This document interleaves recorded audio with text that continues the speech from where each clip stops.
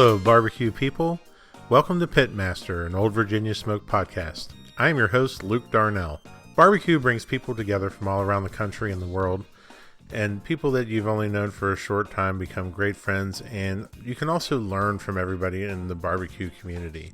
And our guest today is no different. I've learned a lot from him, and I know that he's learned a lot from others because he enjoys those type of conversations. Our next guest is Chiles Cridlin from Wolf's Revenge Barbecue. Chiles has been the best pitmaster in the Mid-Atlantic over the past 3 years, very consistent, and has won numerous awards nationally, and has also had great success at the American Royal and other big competitions around the country. So please join me in welcoming Chiles Cridlin. Well, welcome to the show, Chiles. It's great to have you on. Sir, thank you for having me. There are a lot of good cooks out there. I'm not surprised, but I'm flattered that you asked me to join. In my estimation, you're one of the most consistent cooks over the past 3 years, and you've really torn it apart here in the Mid-Atlantic. But I have to be honest with you, when I think about you and cooking, barbecue does not come to mind. The first thing that comes to mind with you is Brunswick stew.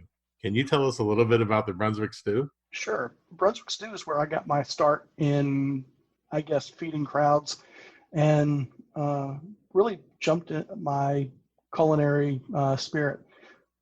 When I was in college, my roommate had an uncle that was from Lawrenceville, which is in Brunswick County, Virginia.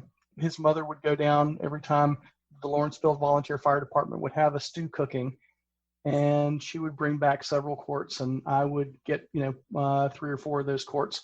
When you're in college, you can sit down and eat one of those things as a meal. I mean, it's just fantastic. Got to the point where I started making the trips down there myself to Lawrenceville. And, you do a 2-hour drive down there and you cook all day and come back, and you're lucky if there's a couple quarts left over. And that was your payment for driving all the way down and all the way back. So at some point in time, the University of Virginia and the Virginia Folklife Foundation got wind of the fundraisers that we were doing. They picked us up. They did a documentary on it. And that got us into the Virginia Folklife Festival, then the National Folklife Festival, then the World Folklife Festival up at the Smithsonian. And eventually it got me a spot right between Chris Lilly and Mike Mills at it's in New York, the Big Apple Barbecue. Mm-hmm. And I think it was like 2006 or 2007. So myself and one trailer and a couple of the guys that I cook with went up there. And I'm between Mike Mills and Chris Lilly, and I'm going back and forth because I'd never seen barbecue before like this. And over the course of that weekend, I made some friends, and the rest is history. So Brunswick stew was my start to barbecue. Well, I know that several times I've had the pleasure of you giving me a few quarts of it, and I mean it's something. We put it in the freezer and it gets earmarked for a day. I mean, like it's definitely it's an occasion, and especially when it has brisket in it, that's when it's my favorite. I tell everybody that we may not have the best recipe. I've got over 300 Brunswick stew recipes I've collected over the years, but we make it the same way, and we've got a huge following. We do about 10,000 quarts a year for different churches and charities, and we've got a very loyal following, and I don't change the recipe for that reason. When I do the beef stew, that beef stew that you get, and I'm getting ready to make another one here in a couple of weeks, by the way, is the leftover Wagyu brisket that we get. When I do all the trimming, nothing gets thrown away. So we take that, I put it in the smoker, I put it in the Jambo and get some smoke on it with some pecan or something that, I find appealing. Throw it in the pot with the same ingredients that we use to make our chicken-based Brunswick stew, and that goes out to friends and family. I have yet to sell a quart. I just give it away. Yeah, well, I'm grateful for that. Well, let's get into it, because this is an interview that I've been looking forward to a lot, in terms of you're the guy out there that if somebody needs something, you most likely have it. And that comes from experience, but it also comes from the way that you approach things. So what do you think has been one of the best or most worthwhile investments you've ever made in competition barbecue? I'd have to think about time savers when I think about the way you asked that question. And my injection process that used to take me a very long time, for those that are in competition barbecue, and you think about when you inject and, are you creating pockets of injection? Are you getting it evenly distributed? it's a process. I don't know how long it takes you to inject things. Oh, actually, I've seen you inject stuff before because I've taken your class not once but twice. And by the way, both very worthwhile classes, and I'd pay to take it again. I enjoy seeing somebody that's talented, and how they approach things. But I've got an automatic injector, and I found that people either absolutely love them or absolutely hate them. It's a veterinary supply one. I think it costs like $30. And I found that it wasn't worth a darn if I did not filter my injections and get the particulates out of there. So Bodum, Bodum, makes a pour-over coffee maker. And all of my injections, after I make them, I pour them through this coffee maker. It's got a wire screen. It's got a pretty fine mesh in it. Use a spoon to stir it to get everything out through there. And anything that's solid stays in. Anything that goes through goes out. That $23 coffee maker has probably saved me maybe an hour or two for every competition, because I can just go right from one injection to the next. I don't have to worry about my automatic injector clogging up.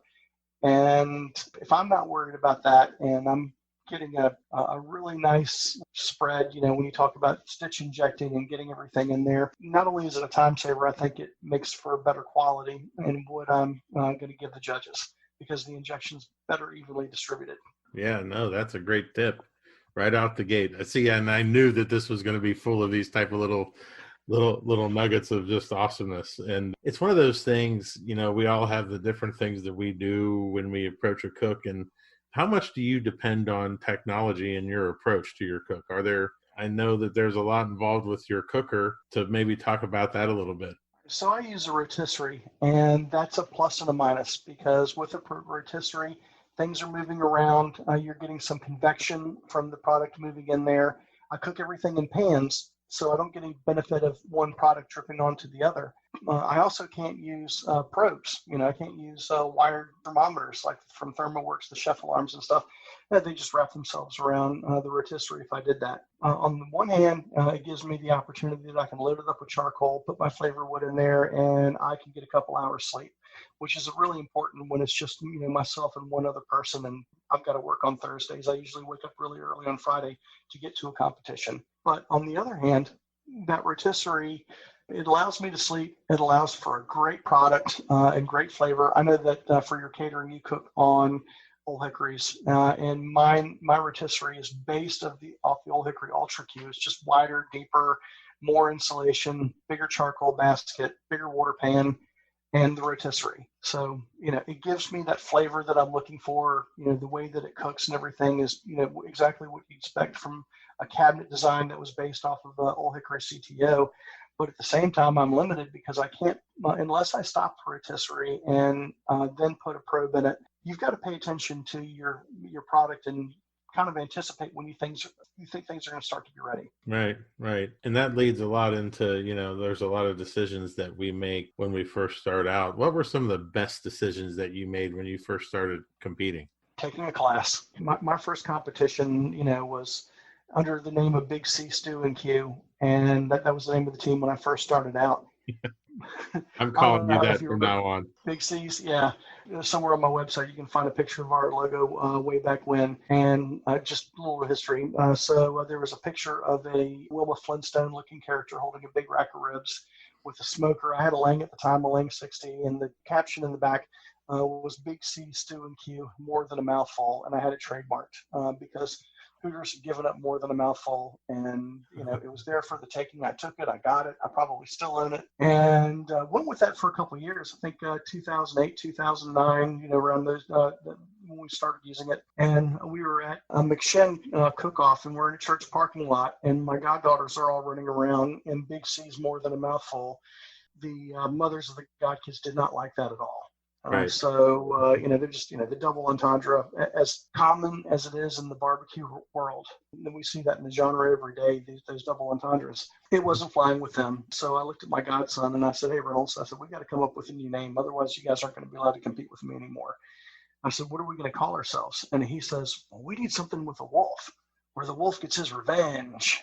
And boom, Wolf's Revenge was born out of that. Going back to, the things that I would have done differently, cooking on a Lang reverse flow, as great as that cooker was, and we got our first chicken call with it right out of the gate at one of Bill Small's small country campground I was in chicken, 5th place. That was back when we used to use Newman's Italian dressing to put the chicken in and then just put it on. We didn't even know to trim it. We just put it in a bag, shake it up, leave it there a couple hours and cook it. And we got a call 5th place chicken. Found out that when you got a reverse flow and offset cooker and you got to feed that thing every 25 or 30 minutes, you start running out of friends that are willing to stay out with you all night when you start taking things seriously. If you're not feeding them drinks at the same time they're feeding that thing wood, and well, we were a party team at that time. We weren't taking it that seriously. We were there to have fun, but the competitive side started to show through, and we were all just exhausted by the end of the day because we stayed up all night. So having a timeline with some time to sleep built into it. I went to a cabinet smoker because, I saw how guys were doing with the backwoods and things like that, and knew that you could get a really good product off of it. You were using backwoods, as far back as I can remember, and had amazing results with it.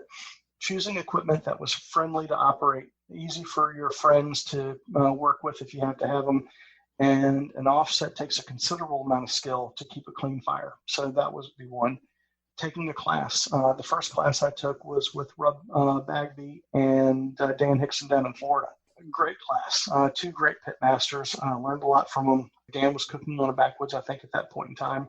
I don't remember what Rob was cooking on. He had a big smoker there because they were feeding a large crowd of people.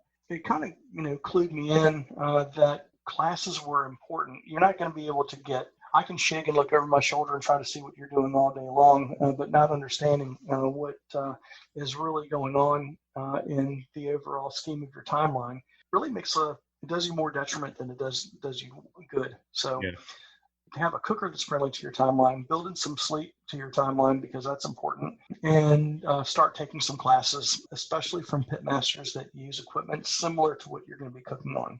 Mm-hmm. Yeah, I would agree with that 100%. I think one of the first times it was the only time that I went to King of the Smokers, and I think it might have been your first time as well, when we were out there, and I noticed that there was only 2 or 3 teams that were out there in the middle of the night doing things, and you and I were 2 of them, and I kind of had a reckoning with myself that day, like, okay, if these other 22 teams are not out here and don't even have fires lit, then maybe there's a different way to do this and get some sleep. So that was kind of how I switched to the Jambo. I was like, okay, there's a lot to learn here.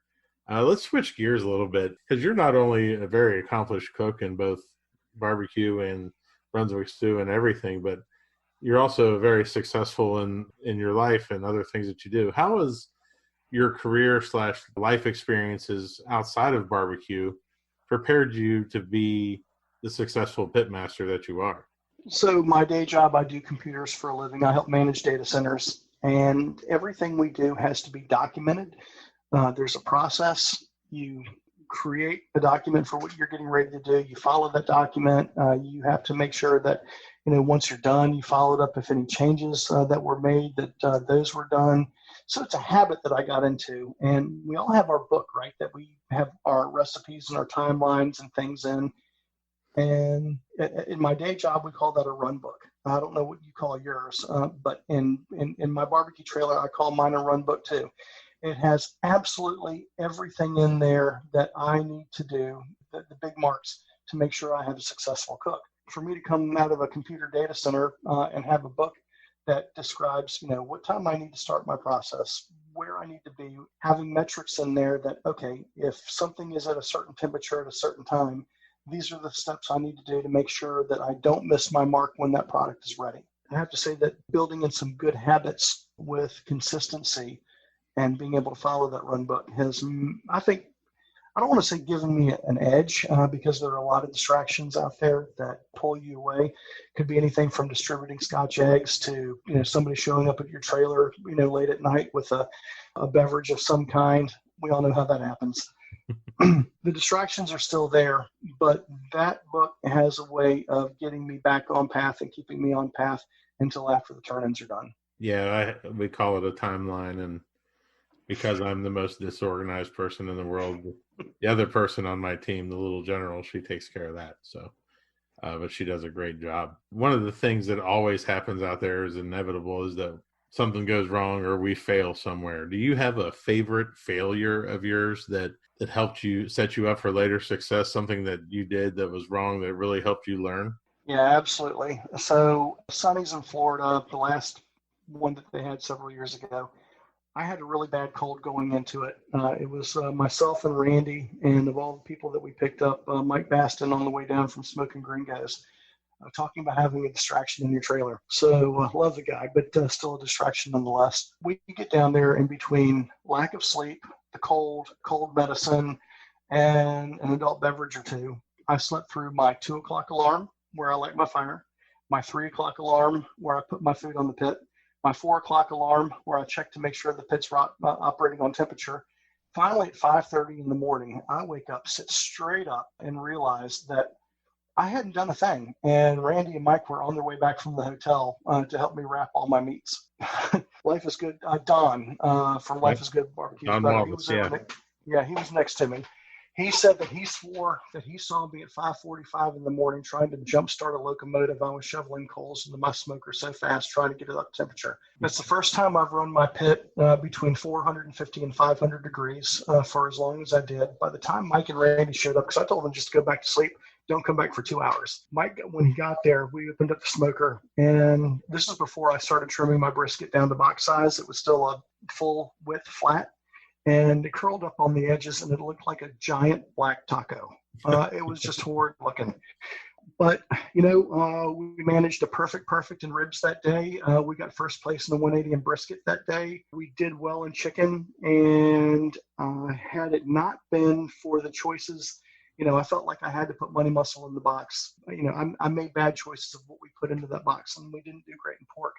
Otherwise, we might have cleaned up from that whole competition. We still finished, I think, 14th overall, but with 2 first places, our very first perfect in ribs, it made me realize that there's always a way to get to your end result. And just because your timeline didn't work for you in the beginning doesn't mean that you can't catch up. And Travis Clark has had those stories. There's been more than one time where he's won a competition where he's talked about him sleeping through an alarm. It's not a proud moment, and I can tell you that it doesn't feel good when you wake up and you realize that you're in an invitational with the top pitmasters Darren Worth was there. We had, the best pitmasters from across the country. And here I am, 5:30 in the morning, and haven't even lit the smoker. Yeah, that taught me a lot that and Tuffy's got a saying that I've adopted. It's all in how you handle catastrophes. So that right there taught me to just, when something goes wrong, just calm down. There's always time to make it better. Yep. No, that's a great story. It's not the first time I've heard it, and it always amazes me how you can just come back from that. That's great stuff. I like to say all the time that you're like Kim's brother, because I call her Olivia Catherine Darnell, OCD, and you're just as OCD as her. And so what does your competition planning look like a week out from the competition, and how do you organize all of that? All right. So having a day job and trying to keep things balanced at first is very important, and having a social life. I don't want to completely strike myself out from not being able to spend time with my godkids and things like that. Sunday, I clean everything out of the barbecue trailer. Everything that's got to go in the dishwasher goes in the dishwasher. All the rubs, bottles, and everything come inside. And I make sure, if nothing else, that all the rubs are done on Sunday night and all the dishes are ready to go back into the barbecue trailer. That's Sunday. Those are the things that have to happen. On Monday, I make my sauces. I have found that I can make my sauces, and I'm blending commercial sauces and doing things myself, things that I've learned over the years. I can make those sauces 6 or 8 weeks in advance, and I generally do better. I don't know if it has anything to do with the sauces, but if it's the beginning of the month, I'm going to go ahead and make my sauces for the entire month right then and there and just have them sitting in the bottom of the refrigerator, so I don't have to worry about that the next week or the week after. Tuesday night is social night. That's where, if it's a date, if it's hanging out with my godkids or going out to dinner or something like that, I give myself a break on Tuesday. Wednesday night is trimming chicken, brisket, and ribs. That way, all I have to do on Thursday night is make my injections, take everything and put it in the barbecue trailer, and, make sure the charcoal and the wood and everything else are in there so that I'm ready to pull out of the driveway at whatever time we have to leave Friday morning. That schedule is, unless it's a double, if it's the only thing I'm going to change on that is if it's a double on Tuesday, I'm going to go ahead and trim all my chicken because, as OCD as you like to call it, it takes me 2.5 hours to trim or to find the 12 chicken thighs that I want. I might trim 24. I'm only going to take the 12 that I want. If it's double, I have to do that process twice, and I might as well write off 6 hours just for chicken that week. Yeah, chicken trimming. It's the devil's work. Do you still use the same song that you did before? Yeah, you had a favorite song that you played whenever you were trimming chicken. No, I had a chicken movie. No, it was a movie. It was a movie. That was it. I'm sorry. Thank you. Yeah, I would always watch. It's the Bradley Cooper chef movie called Burnt. Yep, great movie. Yeah, it's a great movie, but he's just so over the top and just so exacting with every detail that I feel like he's yelling at me while I'm trimming chicken. So it really pushes me to make sure that I'm finding those pieces and getting them exactly right. Yeah, that's funny that you remember that. That's I still do that to this day. It's just it motivates me. Still does. I've seen that movie 100 times now, and it still keeps me going. And so for me, I turn it on the Comedy Network, and it's either going to be The Big Bang Theory running in the background or American Dad, which whether it's Tuesday or Wednesday, whichever series they have running. More, just to have some sound going because I don't want anybody in the house. I don't want friends coming over. I just want to be left alone with me and my chicken and something running in the background so I can get through it. Yeah. Well, you mentioned music, so. Do you listen to music when you're cooking, or what kind of music do you listen to? Yeah, absolutely. All right. So Randy, he's got our playlists. And first I got to say that, with all the COVID concerns and everything else, Randy and Barry are both at home taking care of their families and limit their exposure going out. It's been a very different year for me. Having to have friends volunteer, doing a lot more things for myself at home, like loading up the truck, getting everything ready before I go out of town, driving myself. That's really impacted my performance, I think, because I'm the one that wakes up at 4 o'clock in the morning and drives, where I'm used to Randy showing up so I can sleep for 4 hours while he's driving. Yeah, that doesn't happen anymore. Not having Randy and his playlist, I finally had to sign up for Spotify. And in the evenings, I'm going to pick a country artist. I'm trying to think of a good example. Start off with Chicken Fried, Zach Brown. I'll start off with with Zach Brown and just kind of let it go. In the mornings, I need something a little bit more high energy. I'll pick up Spotify or Kid Rock and whatever goes along with those to get me rolling and get me through the morning. Right on. It sets the pace. Yeah. So what other habits or rituals or routines do you have during competitions? I think we're all familiar with the Scotch eggs. Yeah, and I miss that routine. And got to be honest with you, I'm kind of at the point where I kind of want to add it back. All it takes is one incident and somebody to point their finger and say, well, Chiles ran around and gave everybody Scotch eggs, so, must be okay to do this, must be okay to that. So given some of the other positions I hold, trying to lead by example, not having the Scotch eggs on there.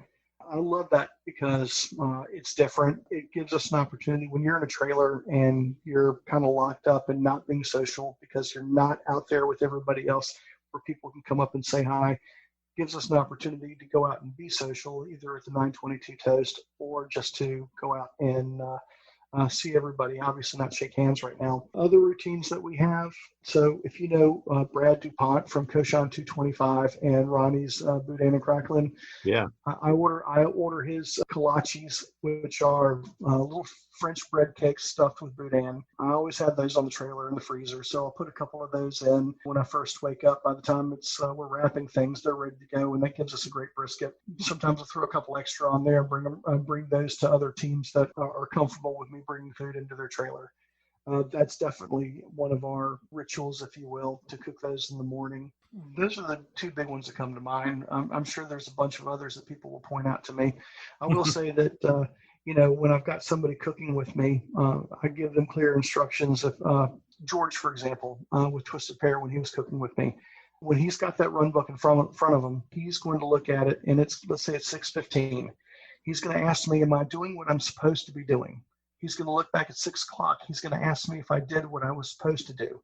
And he's going to look forward at 6:30, and he's going to say, are you prepared to do what you're supposed to do at 6:30? And that process repeats itself every 15 minutes. Are you doing what you're supposed to do? Are you ready to do the next thing? And did you do what you were supposed to do before? When I'm tired, that's about the only way I can stay on track, is having somebody just constantly, I told them, don't feel bad about asking me the same thing 3 times. If you're not satisfied that I didn't do it the way I was supposed to, then it's not his job to make sure I stay on task, but he's that reminder to make sure that I don't miss things.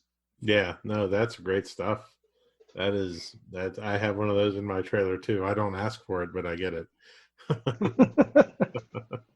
So I have a bunch of questions. They all are around who has impacted your life the most in barbecue, and whose counsel do you seek when you have a barbecue issue? I think those all kind of tie together for you. Is that a fair statement? I've had a lot of influences over the years. I am still, sometimes the smallest things that people tell me just resonate in my mind and have become part of my program. We'll go back to when I took Myron's class, and he's the only class that I've taken that they actually teach you how to make different sauces. And one of his sauces is a tangy sweet. I still use that today, or he calls it the hog glaze. That recipe has not changed since I took that back, I think, in 2011 or 2012. It's still part of my program today. Jerry Stevenson, this is probably 2013, 2014. He made a comment one time, that when you're making a sauce, you need to start out with a gas streak, and he explained that to me. And, I incorporated that into what I do, and I still do that today. I don't know if he even remembers telling me that, or maybe I misunderstood what he was trying to tell me, but I think it's an important part of my program. And for those that don't know, I only bring one sauce to a competition. I bring 32 ounces of the same sauce that I use on my chicken and my rib and my pork. I mentioned the other day that I also, when I put it on my brisket, I find that the less sauce I use on brisket, the better I seem to do. But when I do use it, there's only one sauce I bring, and I'm trying to keep it that way. Mm-hmm. Cooking with Tuffy Stone, obviously that's probably been the most beneficial and the biggest influence, not only because, he is a legend in my mind, and I obviously respect him a heck of a lot, but he's the one that got me to stop following the timeline or got me to make the departure that, start cooking the food, stop following the timeline. The food's going to tell you when it's done. The food's going to tell you when it's time to wrap, and being able to dial in on what something is supposed to feel like when it's done, as opposed to, 230 degrees, it's time to take it out. So yeah, he's obviously been a really big influence, and there have been more than one occasion where I'm coming back from a competition and he's looking at the scores online, and I'm looking at the score in my hand, Randy's driving, and we're going back through what happened, why we think we got the results we did, and what we're going to do next time to make sure that we bring those scores back up. It's always great to have those post conversations in the car ride home. That's one of my routines. Is I have a list of like 4 or 5 people that I'll call, or I look at the score sheet and see who else got screwed and be like, I got to call that guy and be like, hey man, what happened? You and I have had those conversations. Oh, absolutely. Did your chicken suck today? I'm like, no. This year there haven't been as many people to call. I mean, everybody's got their own things going on, and obviously I can't look at the score sheet when I'm driving back, because I am driving back. This year's been really different. It's been very, I already told you that there's a lot of distractions for me, between being on more than one board. I didn't think that it was going to take the amount of time that it did. There have been several nights where, I've had to take my entire chicken cutting board and everything that's on it and put it in the refrigerator, because I've got a 3-hour conference call I've got to jump on. Mm-hmm. And then, you get off the conference call at, 10:30, 11 o'clock at night, and, you've still got 2 hours more worth of trimming to do. So that wears on you. But I hear a lot of people complaining about the judging. And I got to tell you that while I do think the judging is different, I don't think it's inconsistent. I turn out very consistent product, and I get very consistent bad scores in chicken and ribs, this year, as compared to how I've done in the past. I don't think it's the tables. I don't think it's the judges. I've actually, and I hope I've had a few aha moments here within the last couple of weeks. I started on some bad habits at the end of the year last year, and I continued those bad habits. When you go 6 or 8 months without cooking, and you get back in the game and you pick up where you left off, and you're tired and you're not paying attention to details because you got a lot of things going on, I've been taking things in the wrong direction, trying to push things too fast, too high, too hard. And I can't say that it's the judging that's not doing it. If my suspicions are right and I've got an opportunity to make a change in my program that I think is for the better, I can't blame the judges on this, not at all. I hear you on that. It has been a different kind of year this year, and we'll see what happens next year. Hopefully everything we'll see some normalcy. You've had a lot of success. You've been doing this a long time, but you've also had a lot of success, particularly the past 3-4 years. What is the most surprising thing to come out of competition barbecue for you? I never thought that it was going to become my social circle, with my friends, that it was going to potentially lead to another career, as in something I was going to be interested in doing after I'm done with my day job. I don't know how long I'm going to stay in the computer field or how long the computer field is going to stay with me. I mean, I've been on the same contract for almost 20 years. That's almost unheard of in the business that I do. I love my job, though, and I'll tell you that the job does come first because it does pay the bills. So I've got to keep that in mind. I've had opportunities to buy restaurants. I've had opportunities to partnership in restaurants, and I've held off on those things because I want to continue to compete, and I want to continue with my day job. At some point in time, I think that the restaurant industry, good, bad, or otherwise, is going to play a much more important role in my life. That wouldn't have happened if it wasn't for Competition Barbecue and the support that I've got from the community and my sponsors, everyone, from my parents all the way down to my godkids. They seem to enjoy following my success and my failures and, what I learn from and, when I do something that I set out to accomplish, when I meet my goals. I just never thought that it was going to become this much of an aspect of my life and my day-to-day routine. That's great. It's just great, the doors that barbecue has opened up for so many people that we didn't even know existed, and that's... No, I mean, yeah. I've got friends from across the country that, I talk to on a regular basis. And talking about Mike Baston, I mean, if my phone's ringing at 6 or 7 in the morning, it's going to be him because he's on his way to Restaurant Depot and he doesn't have anybody to talk to and he wants to see what I'm doing. But I love it. I mean, the friends that I've made, all over the place, I mean, yourself included. It's just the bond that I share with those that like to cook, and more than just liking to cook, that like to feed people.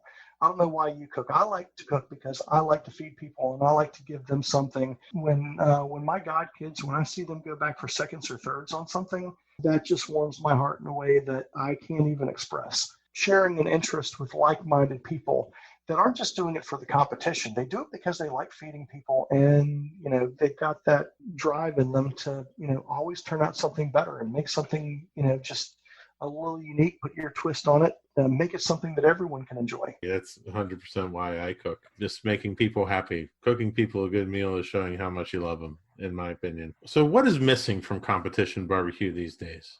I don't want to offend anybody when I say this because I think this is going to be a little controversial. I think the social aspect has kind of dropped off a little bit now that a lot of people are cooking hot and fast in the morning. They're staying in hotels. They're showing up with their drums. They're not socializing in the evening. They're not staying up all night cooking and walking around and talking to each other and putting logs on the fire. They're setting up their trailer. They're getting their meat inspected. They're doing what they have to do. They go back to their trailer or wherever, dinner or whatever they're doing. And they come back in the morning at 6:30 or 5:30 or 6:30, and they crank out some fantastic barbecue. And once awards are done, they're gone. There's a big social aspect of this, and what used to be everybody standing around their offsets or whatever cookers that they were using and cooking all night long, and walking around sharing stories, sharing beverages, and things like that. There's one opportunity that I'll never get again. That's watching. My timeline is similar to Cool Smokes, and George Stone and I. We'd both be lighting our charcoal fires at the same time, and I'd go over and get a chance to talk to him for a little while in the morning and, just catch up on, whatever's going on briefly before we have to go back to what we're doing. For a long time, whether it was at the Jack or a local contest or even at King of the Smokers, I know it's 2:00 in the morning when I see George over there balling up his newspaper and putting them on. And I know if I'm up when George is up, it's going to be a good cook because I've already started the timeline when I'm supposed to. And unfortunately, with his passing, I won't get that again. That's one of the things I personally miss. But I think that if I talk to people that enjoyed barbecue in the past and, think about when, before you had a trailer and you were cooking out of tents and things like that, it was a much more social sport. And that's where a lot of these bonds got created. That's not happening these days, especially with COVID concerns. Definitely. I think some of the best competitions I've had in the past 2 to 3 years is when we've taken the pull behind pit and cooked out of a tent. And it's been great just to be out there and, everyone's stopping by and seeing what you're doing. And once you get past people seeing what you're doing and removing all care about that, I think that's great. And it's, you're just out there and people are like, hey, can I watch what you're doing? You're like, sure, this is great. Let's wrap some meat. Let's do it. Yeah.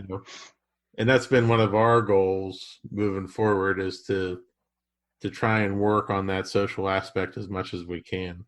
So how do you go about setting goals for you and your team? This year's an exception because I feel like this year I'm doing nothing more than catching up. Before COVID hit and those concerns came into play, my goal this year was to make things more simple. I've got a really bad habit with my OCD, and my friends will all tell you that I make things 5 times more complicated than I need to. If I go to a class, I'm going to pick up something and I'm going to learn from it. I'm going to add it to my program, but very seldom do I take anything out of my program to replace it. So if you look at some of my recipes and you see all the things that go in it, you can sit there and say, oh, well, he added that because of Travis Clark's class. And, oh, he added this because of Donnie Bray's class. And he's doing this because of this.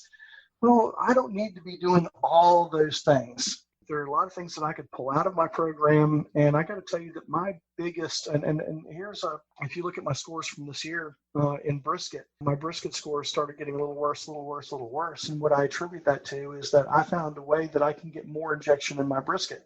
So where I was putting 18 ounces in that brisket that was trimmed to a certain size, I figured out how I could get 26 ounces of that in there. And man, I was pumping that thing up like a balloon. It was just amazing. But guess what happened to my scores? They just started to tank. As my brisket was cooking, instead of it plumping up, it would actually, just imagine a pancake on a griddle, and it just kind of flowing out and getting flatter and flatter and flatter. That's what it was doing, and the texture was getting worse. So I started backing off how much injection I was putting in there, because we all think that if a little is better, more is even better, right? Right. Yeah, no, that's not the case. But taking away, and it's hard for me to choose what to take away, but that was my goal at the beginning of the year, is to scratch things that were not absolutely critical to my process and to do as little as I can to get the best product I can and make it simple for a couple of reasons. Number one, just peace of mind. It's a lot easier to keep track of a few moving parts as it is to keep track of a lot of things. Number two is, I had a class scheduled at the end of this year at Royal Oaks headquarters before they got canceled. I don't want to be teaching something that's got a lot of moving parts. I want to be teaching a class that is very simple. Your chicken program, very effective, very simple. Thinking about it in terms like that versus all the stupid little things I do for the stupid little reasons. I won't say stupid. I mean, some of them have some merit behind it, but are they necessary? No, they're not. That was my goal for this year, was to make things more simple. Now with COVID and everything else going on, I'm just trying to get back on par with where I felt I was last year at this time. And then I'll start concentrating on making things simple again. I tell people all the time, they're like, I don't know what's going on. I'm like, take some stuff away, man. Less is more. Less is more. Less is more. Never add, always remove. And you'll get back to the base and you'll be good to go. One of the things that happens a lot out there is the psychological warfare during barbecue competitions. How important is the art of the psychonauts competition or head games play into your program?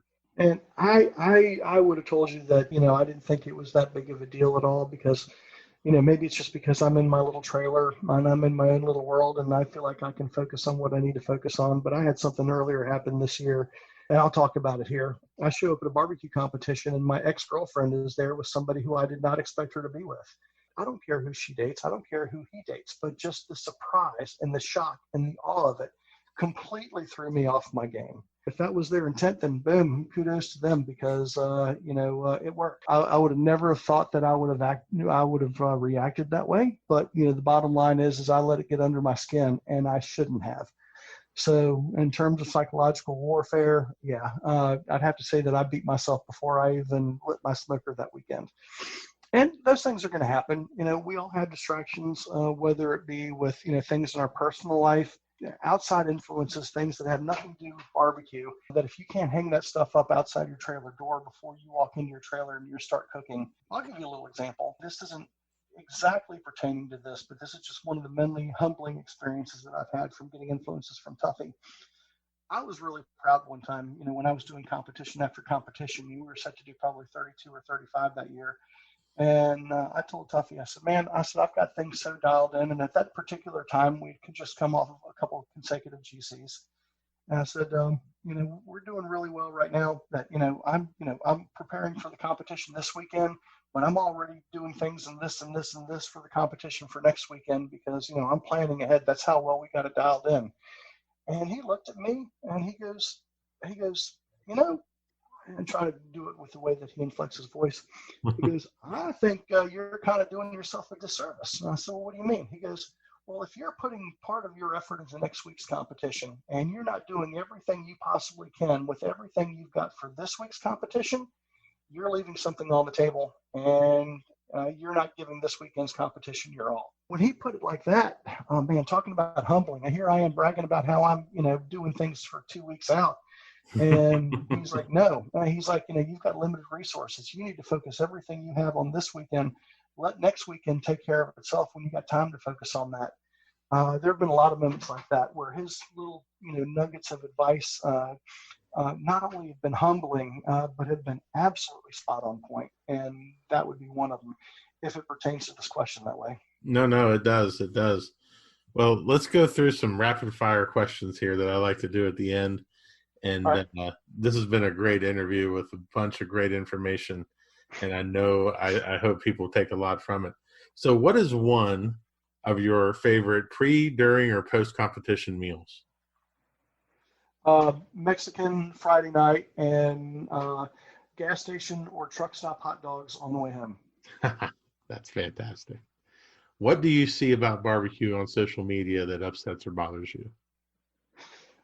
People complaining about the judging and not necessarily looking at what habits that they might have created for themselves that lead to their judging experiences. Couldn't agree more. What do you think are the biggest misconceptions about you? That I'm a good cook because I don't consider myself a good cook. I consider myself, I'm learning too much. And, I started out as a timeline follower. And I know that there are a lot of people out there. I know this is a rapid fire question, No. But Justin from Smoke Monster this past weekend, first competition out of this year, and he gets a 704, 705 or something like that down in North Carolina. Paul Heath, 3-in-1 Q. There are people out there that you can watch them that they might have only cooked 30 or 40 times, and they are doing things in a way that might have taken me 120 competitions or 130 to learn how to do. I'm more process driven, and I don't have that instinct. I see people and I recognize them that do have that instinct. Chris Shriver's one of those. He's just got some natural talent that just kind of knows when things are right, and I wish I had that. Right on. If you could have a gigantic billboard anywhere with anything on it that would get a message out to millions or billions, what would it say and why? You have to come back to me on that one. I'm going to have to think about that one for a bit. You want a billboard about barbecue?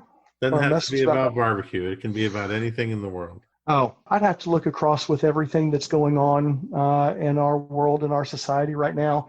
And the thing that just resonates to me is, share the love. If something's good going on in your life, if there's somebody that's important to you, don't focus on the bad things. Don't focus on the things that that you think need to be done for this world to be a better place. Appreciate the things that you have and the people that you have in your life that are great. Because I'm trying to think of a one-word way to sum that up. But happiness is what you make of it. And if you make yourself happy with the things that we are all blessed with in our life, then this world will be so much a better place. Yeah, I love that. Share the love.